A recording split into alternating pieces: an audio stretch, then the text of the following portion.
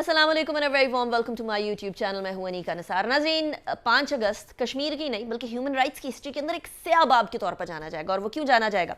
क्योंकि जैसे ही नरेंद्र मोदी ने इख्तदार संभाला और इंडिया का प्राइम मिनिस्टर बना, तब से ही उसके वो अज़ाइम जो कि बड़े दहाइयों से लेकर चल रहा था कि जब इख्तदार में आना है या बीजेपी के RSS के साथ जो कनेक्शंस थे, उनका बेसिक एम ये था कि आर्टिकल 370 को ख़त्म किया जाए। ये वही आर्टिकल है जो कि कश्मीर को एक स्टेट, एक सेपरेट स्टेट की एंटिटी के तौर पर रिकग्नाइज करता था, जिसके हवाले से इंडिया जब कश्मीर का मामला UN के अंदर गया तो भागा भागा गया कि किसी तरीके से प्लेबिसाइट यानी हक के खुद इरादियत की बात करके इसको टाल दिया जाए।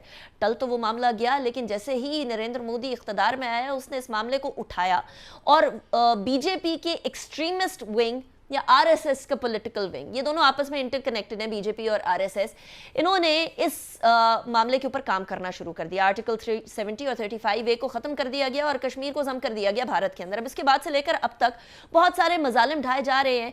इस टाइम पर सूरत हाल ये है कि कश्मीरी मुसलमानों को की जो पॉपुलेशन है उसको कम दिखाने के लिए इस टाइम पर पंडितों को बारहा और तवातुर के साथ रेजिडेंस दी जा रही है। ये बात भी याद रखने की ज़रूरत है कि तब से लेकर अब तक क्या क्या हुआ है। मैं आपके सामने जरा रखती हूँ कि कश्मीर के अंदर इस टाइम पर भारतीय फौजियों की तादाद जो है वो 10 लाख है।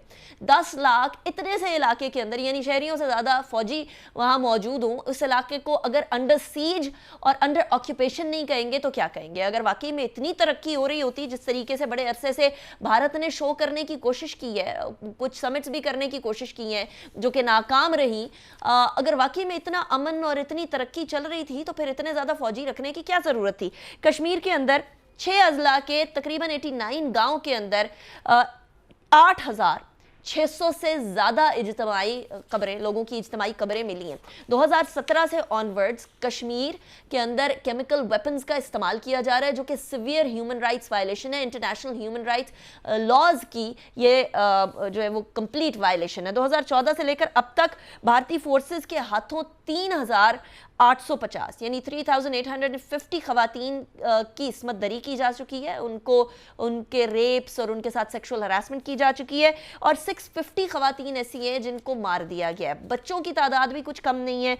2014 के बाद से अब तक 120 कश्मीरी बच्चे फायरिंग करके कत्ल कर दिए गए हैं और पैलेट गनों का इस्तेमाल तो खुला होता है कश्मीर के अंदर, जिसकी वजह से 1200 यानी 1253 नौउम्र लड़कों की आंखें इस टाइम पर जो है वो नाबीना हो चुके हैं और 15,000 के करीब बुरी तरह से जख्मी हुए इन पैलेट गन्स की वजह से, जो कि वो कहते हैं कि बेसिकली तो बिल्कुल उसको कोई नुकसान नहीं है। लेकिन आपको याद होगा यंगेस्ट पैलेट गन की विक्टिम एक बच्ची जिसकी आंखें ज़ाया हो गई, कश्मीर की मासूम बच्ची है। अभी आप फुटेज के अंदर देख भी रहे होंगे उसकी तस्वीर।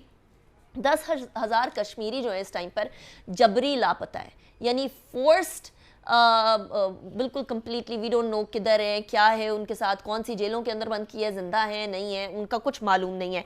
सर्च ऑपरेशन के नाम पर इस टाइम तक 6479 अमलाक को तबाह किया जा चुका है, जिसके अंदर घर वगैरह सारे शामिल हैं। ये भी याद रखने की ज़रूरत है कि सिर्फ और सिर्फ कश्मीर के मुसलमानों का मामला नहीं है। यानी ये वो वाली चीज़ नहीं है कि सिर्फ ये कहा जाए कि कश्मीर की लैंड ग्रैब करने की कोशिश कर रही है। भारत में क्लियरली इस टाइम पर मुसलमानों के खिलाफ एक कंप्लीट जेनोसाइड चल रहा है। पहले जेनोसाइड वॉच ने सिर्फ कश्मीर के बारे में हेड्स अप दिया था, लेकिन इस टाइम पर पाकिस्तान को ये कंसर्न है और मुसलमानों को ये कंसर्न है, OIC को ये कंसर्न है कि तमाम के तमाम मुसलमान जो इंडिया के अंदर मौजूद हैं वो सारे के सारे इस टाइम पर एक्सट्रीमली अनसेफ हैं। भारत की रियासत हरियाणा में जो हिंदू मुसलमान फसादात हो रहे हैं इस टाइम पे, गुजरात के अंदर और गुड़गांव के अंदर बिलखुसूस मुसलमानों की अमलाक को नुकसान पहुंचाया जा रहा है, आग लगाई जा रही है, मुसलमानों को नकल मकानी करने पे मजबूर किया जा रहा है। यानी वो तरीका है, आपको याद होगा कि जो जर्मनी ने इस्तेमाल किया था कि सबसे पहले ज्यूज को कंप्लीटली एलियनेट कर दो, एलियनेट करने के बाद उनको गेटोस तक धकेल दो और धकेलने के बाद उनके साथ वो करो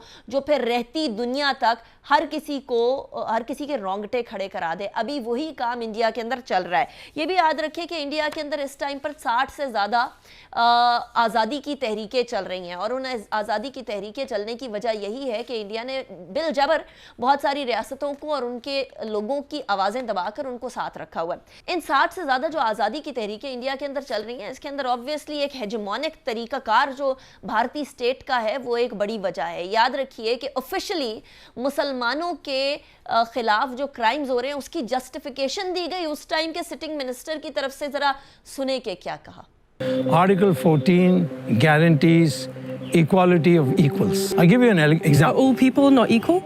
All people are not equal. Muslims do not deserve equal rights to apply for citizenship. There's no such thing as equal rights. They are not in an equal category.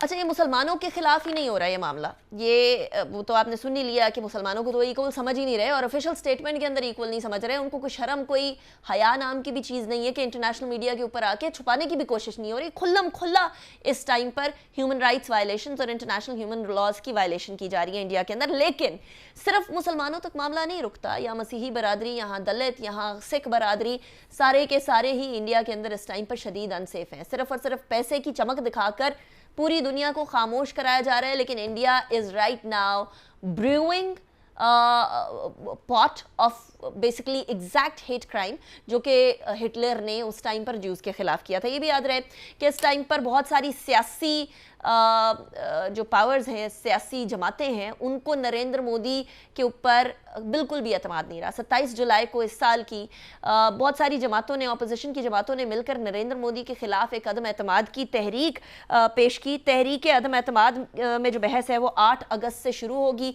इसके साथ साथ कोर्ट्स ये कह रही हैं कि हम कंटिन्यूसली सुनेंगे वो 5 अगस्त वाला केस। ये भी याद रहे कि 9 अगस्त को अरकान पूरा दिन इस पर बात करेंगे, जो अदम एतमाद यानी वोट ऑफ नो कॉन्फिडेंस सामने लेकर आ रहे हैं। 10 अगस्त को वज़ीर आज़म नरेंद्र मोदी बहस का जवाब देंगे, यानी वहाँ तमाम के तमाम चार्जशीट ली जाएगी, मोदी उसका जवाब देगा पार्लियामेंट के अंदर। और अदम एतमाद के ऊपर वोटिंग से हुकूमत के ऊपर कोई असर नहीं पड़ेगा, ये obviously because of the numbers. हुक्मरान जमात बीजेपी को 542 के ऐवान में वाज़े अक्सरियत हासिल है। अपोजिशन इत्तेहाद जो है वोटिंग का मकसद बेसिकली ये है कि मणिपुर में तशद्दुद के जो मुतालिक है वो बहस कराई जा सके। अब हेजेमनी इस तरह की है कि और माइंडसेट चेंज हो गया है लोगों का। इंडिया के अंदर माइंडसेट चेंज हो गया है। जहां बहुत अच्छे लोग हुआ करते थे अब वो तशद्दुद पसंद है। वहाँ बाकायदा उस टाइप की वो जो नाज़ी एरा के अंदर खाकी रंग का यूनिफॉर्म पहने फोर्सेस बनाई जाती थी, उस तरह की फोर्सेस आज बीजेपी और आरएसएस की चल रही है।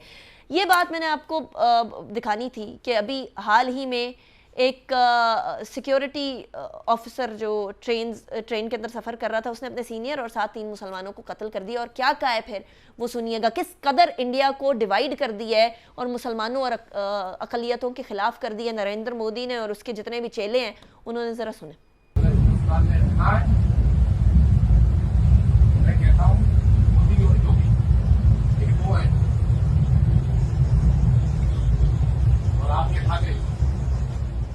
तो ये सूरत हाल इंडिया में डेवलप हो रही है इस टाइम पर। आवाज़ हम बुलंद करते रहेंगे, भारत का असल चेहरा बेनकाब करते रहेंगे, चाहे वो जितनी ही प्रोपेगेंडा मशीनरी इस्तेमाल कर ले, जितनी ही पैसे लगा ले, लेकिन आवाज़ उठाना उनके उन मजालिम के ख़िलाफ़ जिसके बारे में वो दूसरों के ऊपर इल्ज़ामात भी धरते रहे हैं, वो बहुत इंपॉर्टेंट है at this point in time. क्योंकि एक आधे वो जो क्या कहते हैं, एक पपेट को सामने लेकर आके कहना कि देखो ये मुसलमान तो एक्टर है, ये मुसलमान तो हमारा प्रेसिडेंट रहा था, कोई एक आधे पपेट को ले आना कि ये देखो सिख ये हमारा टॉप मैन रहा था, ये एक कवर अप है, ये बहुत ही भयानक चेहरे को फ्रॉस्टिंग से छुपाने की कोशिश है। तो उसके खिलाफ हम आवाज़ बुलंद करते रहेंगे। फिलहाल इतना ही। Take good care of yourself. Allah हाफ़िज़।